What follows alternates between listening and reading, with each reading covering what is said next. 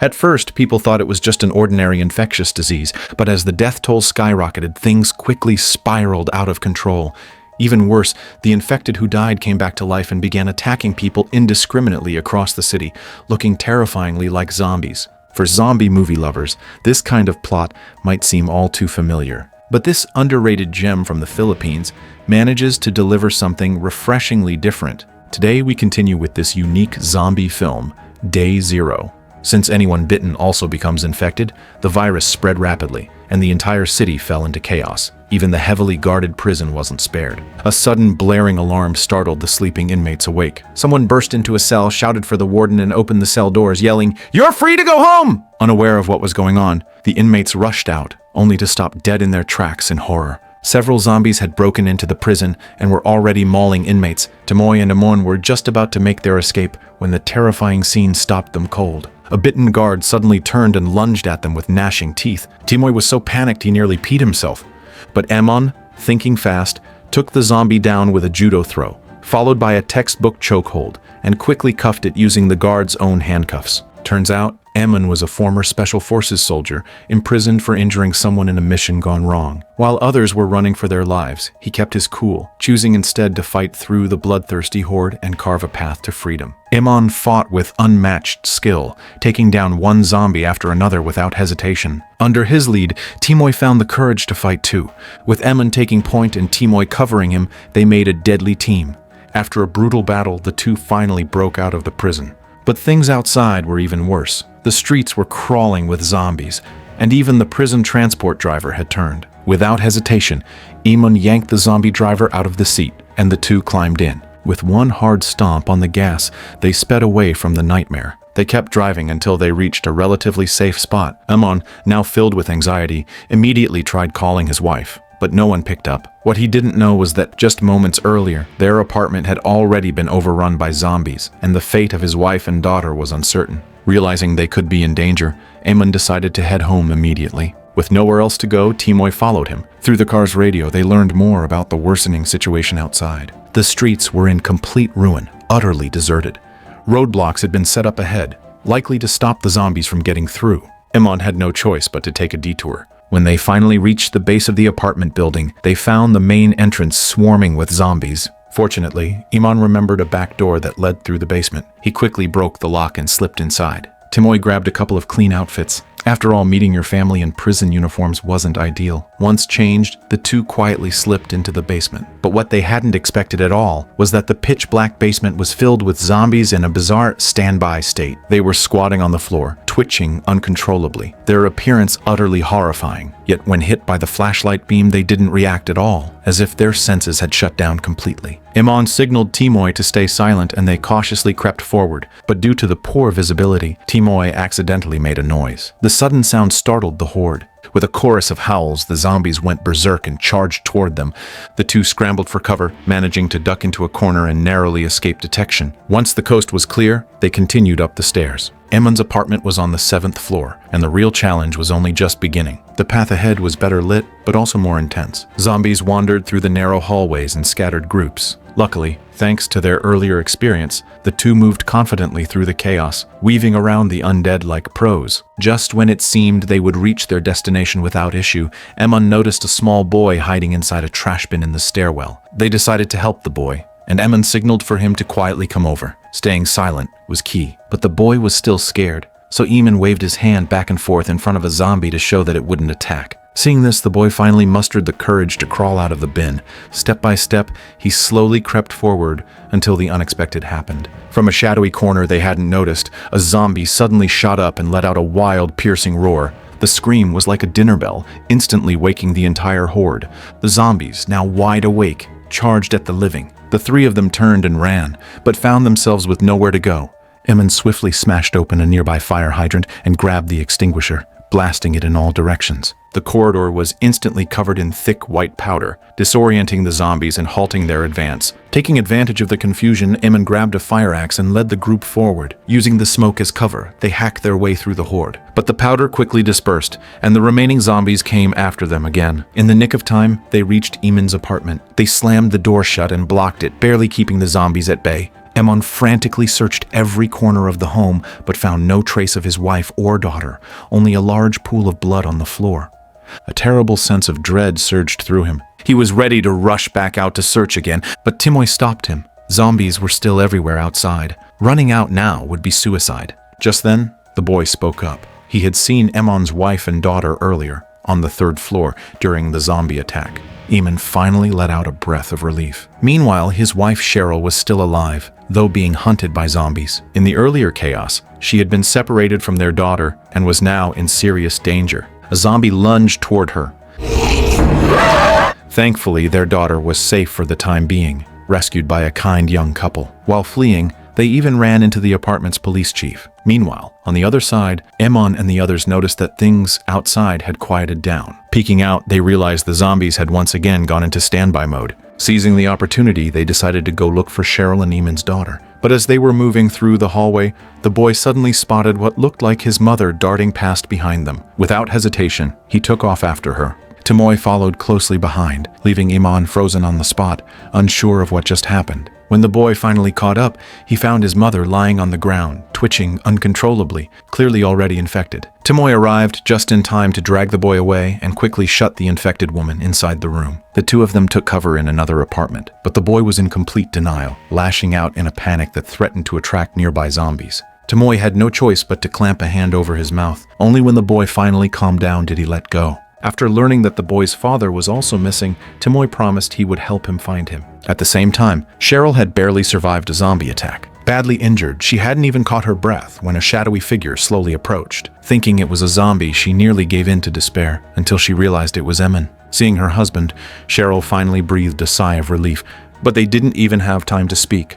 Growling could already be heard from nearby. Emon quickly supported her and led her away. They found a small room to hide in just as a group of zombies swarmed the door. Amon shoved a couch against it and immediately started tending to her wounds. During this time, Cheryl explained that their daughter had gotten separated in the chaos. Since their daughter was born mute and couldn't speak, the couple was even more worried. Eamon planned to leave Cheryl safely behind and go find their daughter on his own. But the horde outside grew louder and more aggressive. The two of them could barely hold the door shut.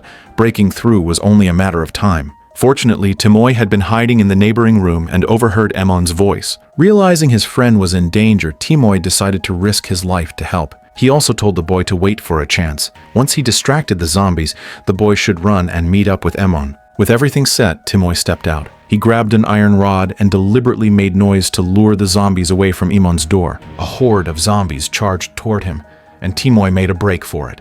Unfortunately, every door in the hallway was locked. With nowhere to run, he was forced into a dead end. Left with no choice, Timoy stood his ground and fought. But he wasn't the protagonist.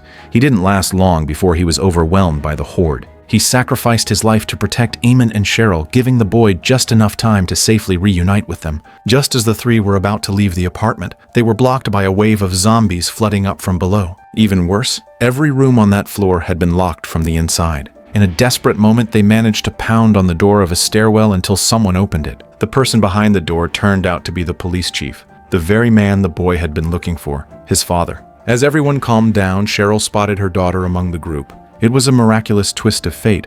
Emon and Timoy had saved the chief's son, and in return, the chief had saved their daughter. After so many years, the family of three was finally reunited, but Cheryl had never told their daughter that her father had been in prison. As a result, the girl had always thought her dad abandoned her. Emon didn't know how to explain the truth. He could only promise that he would never leave her again. Night fell quickly. The government broadcasted an emergency alert, declaring the entire nation under lockdown.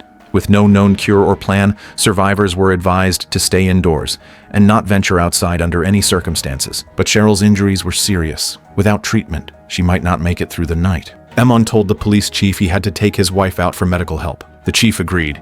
He didn't want to just sit there and wait to die either. After all, they were running out of time. He'd heard on the radio that a military survival camp had been set up nearby. After some discussion, the two men decided they would make a break for it the next morning. No one else had a better option, so everyone agreed. The chief had a small stash of weapons and handed a pistol to Eamon, asking if he knew how to use it. Little did he know, Eamon, as a former Special Forces soldier, knew guns better than anyone. With everything in place, the chief returned to his bedroom to check on his son, only to discover that the boy had been bitten at some point. The virus had spread throughout his body. He was beyond saving. Still, the chief couldn't bear to give up on his child.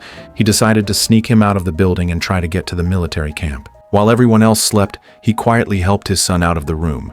But his suspicious behavior caught the attention of Cheryl, who had just woken up. Seeing that something was wrong with the boy, she rushed to wake Eamon. At that exact moment, the boy fully turned and lunged straight at one of the survivors.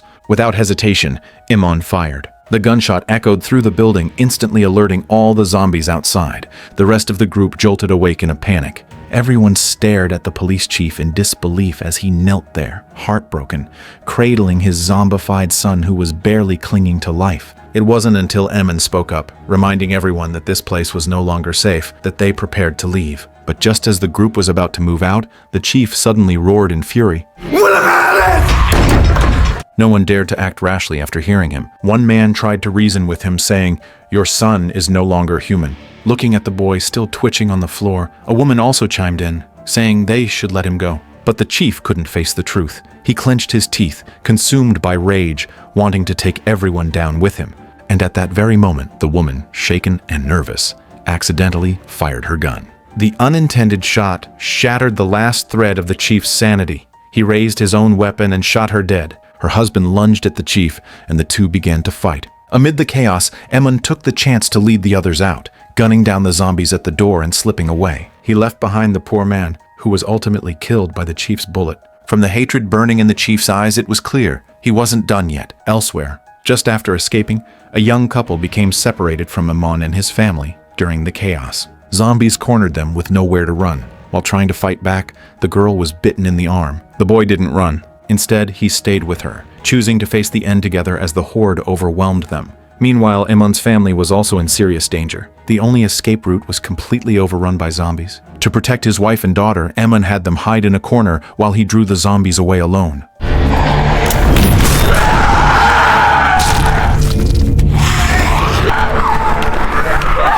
One gunshot later, the entire Horde turned toward him. Eamon took off upstairs, leading the zombies away, doing everything he could to buy his family time. But it didn't take long before he ran into a dead end. With no other option, he chose to stand and fight. A single burst of gunfire took down dozens of zombies. He quickly reloaded and continued fighting, dodging, dragging, and shooting as he moved. When his rifle finally ran dry, Eamon switched to his pistol and with swift precision dropped more zombies in rapid succession. But soon, that too ran out of bullets. The hallway was littered with corpses, but the zombies kept coming. So Eamon pulled out his last weapon, a combat knife, and engaged in a bloody close-quarters fight. By now, his strength was nearly gone. He barely managed to finish off the ones in front of him, only to see even more flooding in. With no other option, Eamon fled up to the rooftop. Zombies followed close behind. Even without a weapon, Eamon fought on with everything he had. That is, until one of the zombies managed to sneak up behind him and bite him hard. Even so, he endured the pain and killed the last of them. But he had no idea what was happening down below. His wife and daughter had been found by the police chief. Still blinded by vengeance for his son's death, the chief wanted Eamon to suffer the same fate. He was going to take his family. Even as Cheryl pleaded that his son had become a monster, the chief showed no mercy. At the critical moment, Eamon's daughter shined a flashlight into the chief's face. Cheryl took the chance to lunge at him, locking him in a fierce struggle. To protect her daughter, she decided to fight with everything she had. In the chaos, she managed to wrestle the chief's gun away and turned it against him. Meanwhile, her daughter was in danger again. She ran into two more zombies. Dodging one, she got back up to flee, only to trip and fall hard.